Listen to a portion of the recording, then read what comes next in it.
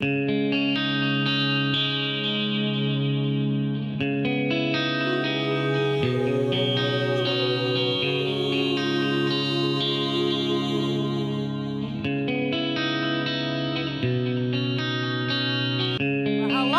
is Linda Carbonell. I'm here today with some great friends and a great guest. Oh my gosh, we got a great guest. We've got an astrologer, Maxine Taylor, who is national known, and she's also got YouTube channels. And I want to just say a little bit about me and my co-creator and co-host, Mary Adams. So we've created the show together, and so Mary's always been my spiritual, I want to say goddess, even though she calls herself a warrior. I say goddess, but anyway. So Mary, what I want to say about this very first show is this is a celebration, and what a great show. We got Maxine on, and what an inspiration she will be to all of us, and I'm really excited about it. And yes, we are co-creating this together. So Mary, would you like to take it away? Let's get excited. Ooh, I am so excited, and thank you everybody for joining us for the first show of Life School 101.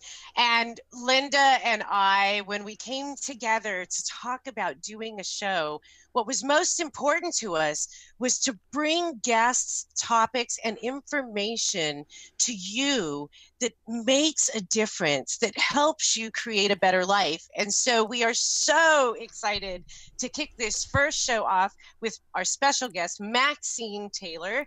Maxine is an astrologer. She is an author, a speaker, a teacher.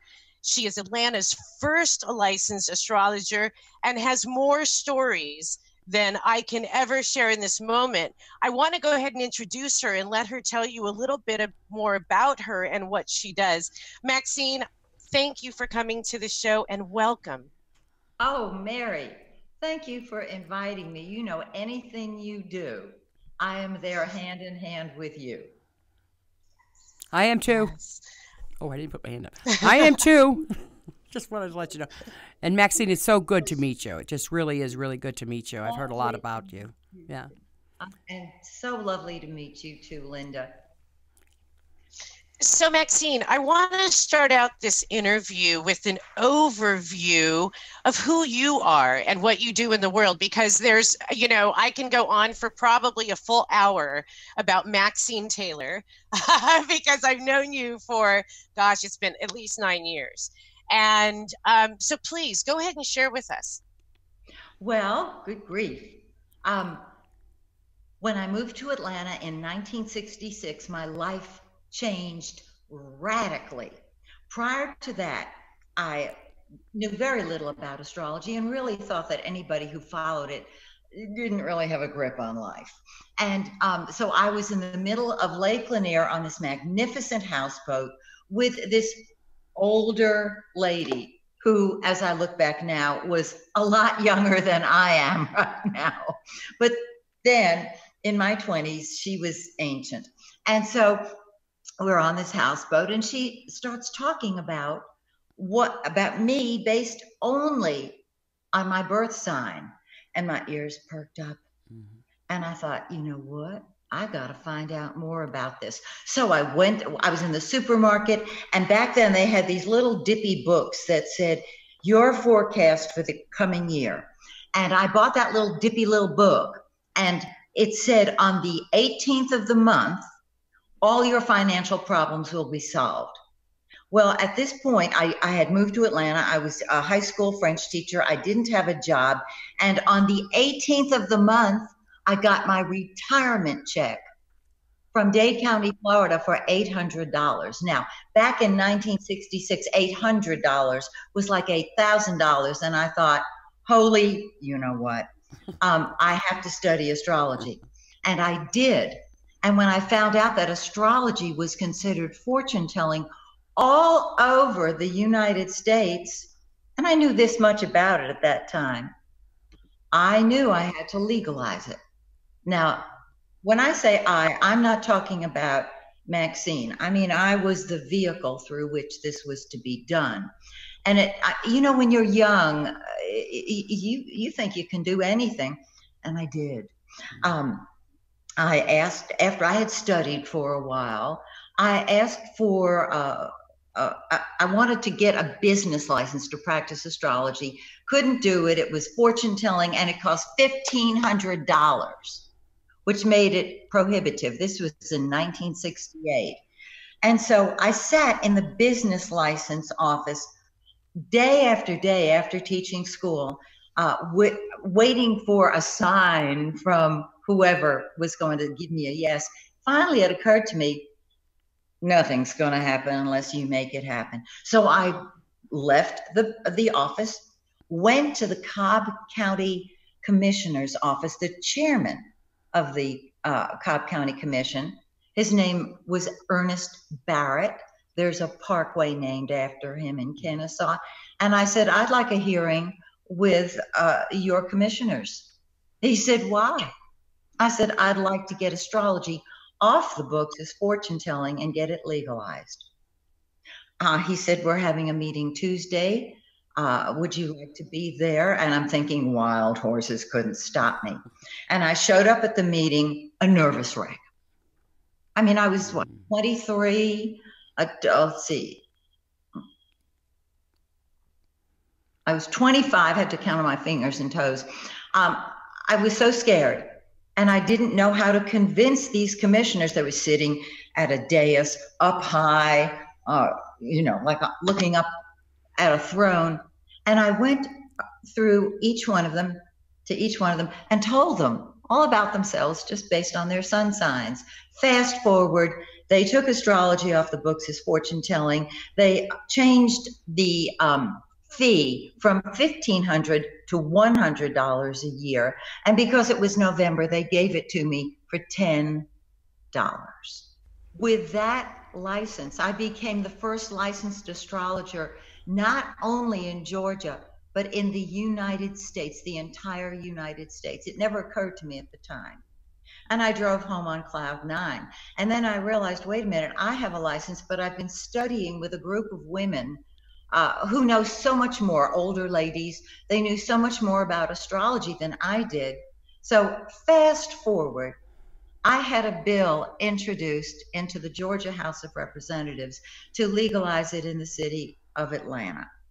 And it passed. It became a bill. The governor signed it. And so in 1969, no, this was 1970, astrology became a profession, a legal profession in the city of Atlanta. It was the first city in the country to do that. And then I realized, wait a minute, the reason astrology has had difficulty, besides the fact that so many people didn't know what it was and they thought it was fortune telling and all this nonsense. And remember, this is in the middle of the Bible Belt in the late 60s. So this is America. Yeah.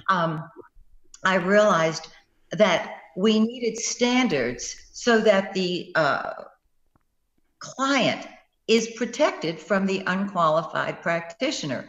So I met with one of the Board of Aldermen members and said, this group of ladies and myself would like to legalize, would like to have the Board of Aldermen, which is now the City Council, establish an examining board to test people who want to purchase a license for $100, because that's what the fee was once I got it legalized in the city limits of Atlanta and the examining board was established. Fast forward, we're doing a lot of fast forwarding here. Fast forward to today, we have the internet. And what I found out was that anybody can claim to be an astrologer or a palmist or a psychic or a medium or a well done or anything they claim to be. They can just claim it. And when I had been buying my license every year in Atlanta because I had helped establish the examining board. When I bought my home, welcome to my living room, in Marietta, I went to buy a Marietta license. It's in Cobb County, and found out that they had rescinded the law. And I was horrified. So I thought, I can fight this. or I can go along with it. So I said to the then business manager, what if I conduct business over the internet? Because we had the internet in 2001. He said, that's fine because nobody comes to your door. And so nowadays, nobody needs a license to practice astrologer. So America's first licensed astrologer doesn't need one. And that's my story. Yes, Linda. That is just so awesome. More power to women. Boy, I'll tell you, you know what? That makes a difference to me, too, because cahoots to you for taking that big step. You know, the very first big step to do that and change all of our lives as women and everybody. You know what I mean? I just, you know, it's kind of like Mary's story, too, the things that she does, the same thing, you know. And I'm just so grateful to learn from both of you. Absolutely. I have to tell you that Maxine's story is not only inspirational to me, but that's why I've wanted to work with her, and we have worked together for the last 9 years, because without Maxine, we wouldn't have this incredible. Well, so I wanted to ask you, so you have seen a long spectrum of astrology come into play here in the United States. So would you speak on that for just a moment? Everybody and his brother is online claiming to be whatever. And some of them are very good. I'm sure they really, really are. And I've met many of my colleagues, and I'm impressed by many of them because they have studied privately on their own. And I mentor people. I you know, anything I can do to help somebody who is sincere and loving and has a good heart and comes from truth, I will do anything I can to help them. And while I don't, on my YouTube channel, I don't interview other astrologers for obvious reasons, you know. We can all have a YouTube channel, number one. Number two, anybody who is a mover and a shaker in the healing arts, in astrology, not as much, because once again, I don't know all my colleagues now. Once I open the door, millions walk through. But I'm here to awaken the planet. And so my guests on my YouTube channel are the movers and shakers who you might not have heard of. And this is a little off subject from, you know, what you asked me, but we have all heard of the very well-known people in the healing and awakening movement. And I discover new people, the new kids on the block, and do everything I can to help them. So what I'm seeing now is lots of people stepping forward into the spiritual, the light awakening, the walk-in, the star seed movement. And it's thrilling because when you're the first, and I've always been ahead of my time, it's lonesome. There is nobody to talk with. They haven't been there. And even people who are successful, they haven't been where I've been, so they don't have my experience, my personal experience, because it was scary walking into that meeting with the commissioners. It was scary being the first one to give readings because I realized my responsibility as an astrologer.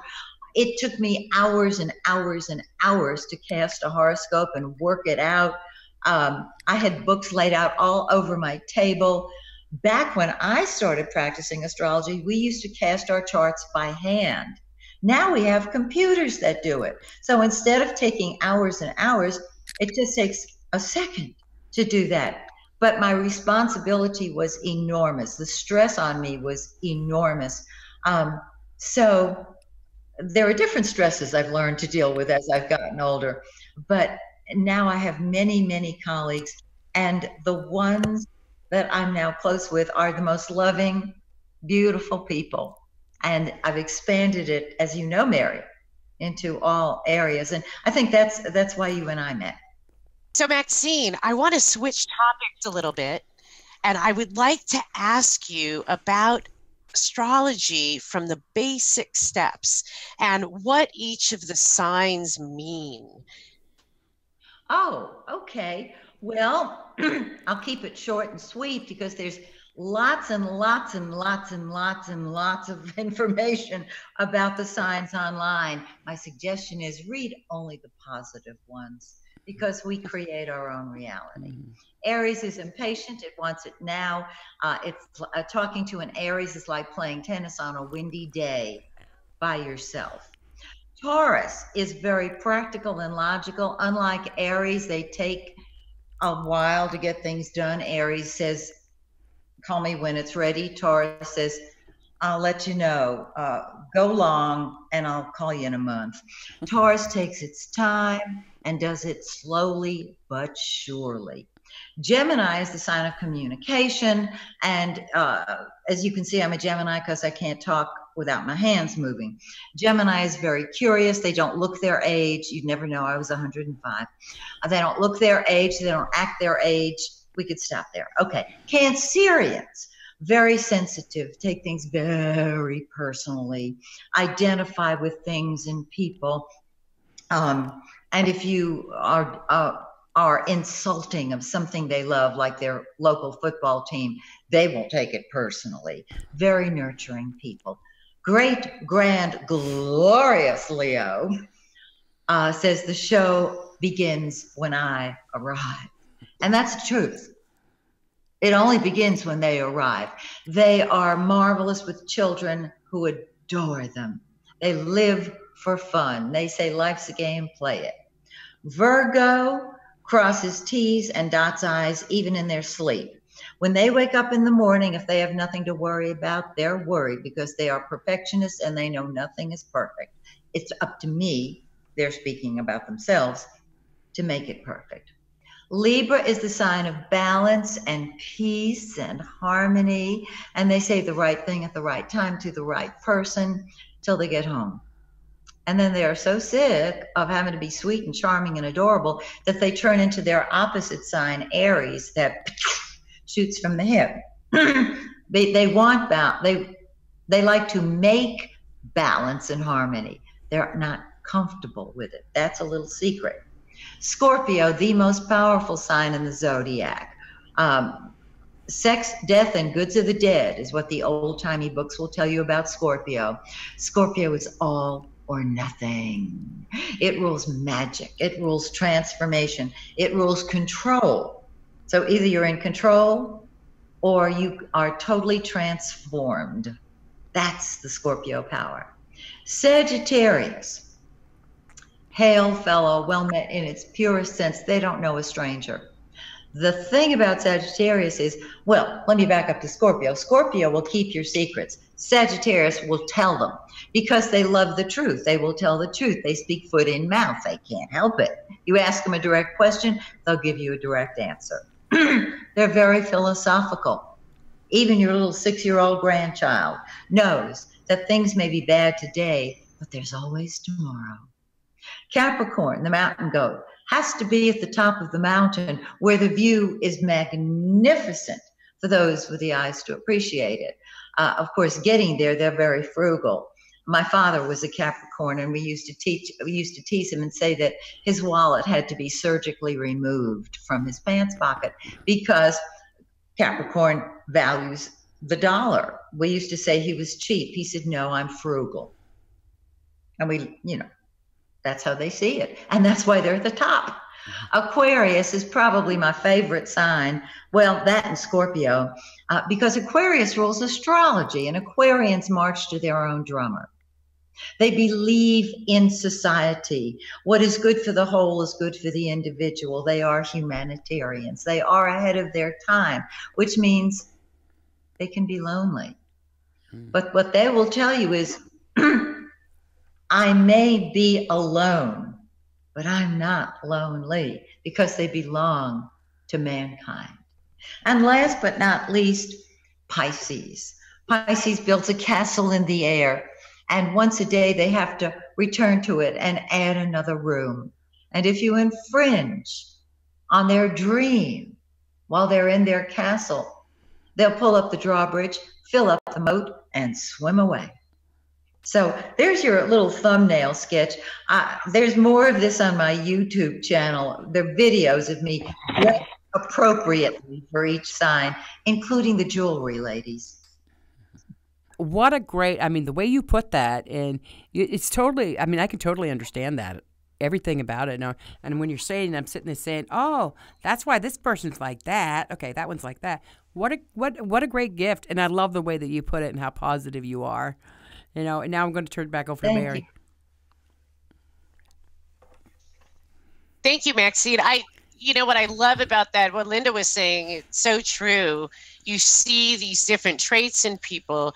And something that you've taught me is that there's a lot of different traits on both ends of the spectrum. And something that has helped me evolve through working with you and having you do my readings in the astrology is that I can see where I'm at. Where am I in the middle? Am I at an extreme end of this sign? Am I more on the positive end? And it's helped me to use astrology to really fine tune my life, which is something very different that most people don't do. Would you speak into that a little bit? Well, sure. When I do a reading on someone, I do either a birth chart, which tells them how marvelous they are.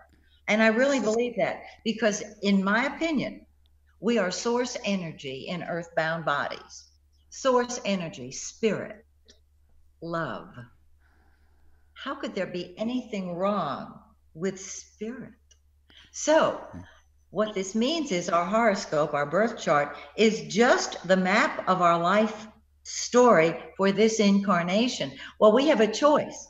We can live it positively or negatively. And there's a lot of negative stuff out there astrologically. So when I give a reading, I'm going to tell you how fabulous you are. Then in the forecast, same deal. I just had a lady last night tell me she was very worried because Uranus, the planet Uranus, was going to be going through her second house of money for 7 years. And she wanted to know, does that mean my money's going to be erratic? And I said, quit reading those negative books. Uranus in the second house means innovative, inventive, self-employed, freelance. I said, earn your money that way. I show you how to use these aspects. Now, sometimes because of our programming, when these aspects hit a vulnerable point in our chart, we can spiral down. I've done it. We all do it. But if you know it's just an aspect, the planets don't make you do anything. They reflect the macrocosm and the microcosm. So we are one with all. And when you know even a negative aspect, quote unquote negative, if you know the positive, you can turn the wheel of your car and drive in that direction. It's easy for me to sit here and say it. It's not always easy to do, but you have a choice every moment.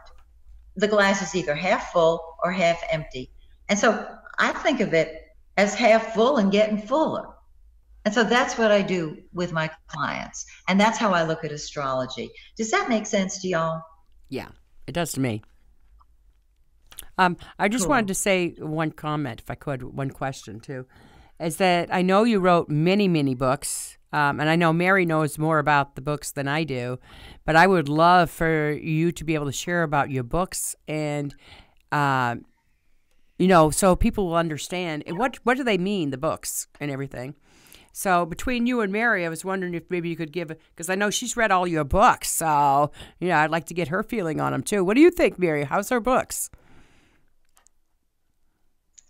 Well, Maxine is an incredible teacher, and Maxine has helped me transform my life just through working with her. It's always amazing when you're in a co-creative space, and of course, Maxine was a show host on Co-Creator Network, where I was co-founder, and so in all of our interactions, what I learned from Maxine is that you have the power to transform in any way you choose.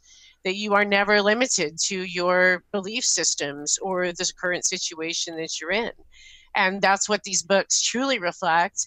Of course, Maxine, please talk more about all of that.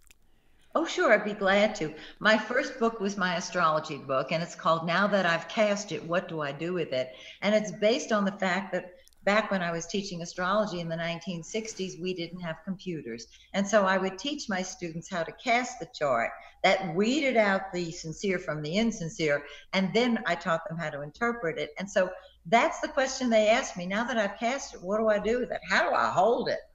And it's a very simple, easy to understand book that teaches the astrology student how to access their best book of all, which is their thinking. I created basic sentences that you use to, like a springboard, to leap forward and allow the astrologer within you to emerge. And to this day, it still sells. When we put it on Amazon, it was #1 in its categories. Then I've written several other astrology books that I've compiled into one book called The Stargazer's Motherlode. And I have that on my website. It's not out there for publication on Amazon, simply because it's just simpler for me to print it up one at a time. I know it's old-fashioned, but you know. Then the book that you have next to you, Mary, is Move Into the Magic, which is the book I wrote on my class that I now call Take Back Your Life, which helps us identify our programming, our childhood programming, which is visible in the birth chart, but get to the core of physical illnesses, etc., and mental illnesses, etc. So that's pretty much what those books are about. If you like what I'm saying and you're interested in more, my website is MaxineTaylor.com. The reason I used my name is because I can remember. So it's MaxineTaylor.com. My YouTube channel is available. If you want to be on my email list, great. I offer everyone a free a copy of their own birth chart. All I need is your birth data. And so go to my website, send me your birth data, month, day, and year, city and state, time you were born, and I will send you a copy of your birth chart. And my videos, my Astrology 101 TV shows, are available free of charge on my website. And so when you look at this chart that I send you, remember that it is your very own game plan for this incarnation, that you are the creator of your life. The stars incline, they do not impel. You are spirit in an earthbound body. You are magnificent, you are immortal. Anything else is simply untrue. Wow. Maxine, that was just absolutely beautiful. And I can't thank you enough for being on the show today and sharing your beautiful wisdom. And I hope that you will come back. And I want to thank everybody out there for watching today and being a part of this show, Life School 101. We are excited to have you. Please make sure to connect with Linda and I and let us know what topics and what kind of people you would like to see on this show, because this show is about you and empowering your life. Thank you for being a part of it. Well, this is Linda Carbonell, and I'm going to wrap my message up with Maxine. Are you going to come back this summer? I sure am. Wait a minute. When can I get the books? Where do I go? No. Go to your website, right? And to the audience, I'm known on this show as the fairy godmother. Right, Mary? So anyway, that's what I'm calling myself. That's what I'm calling myself for Life 101, is that I am the fairy godmother of this show. And it's because I have people like Maxine and Mary in the show, and all of you viewers are so important to me. So anyway, we are going to wrap up for Life School 101 today, but I want to gratefully, especially thank the audience for being here, and I hope this helps you, and it helps me too.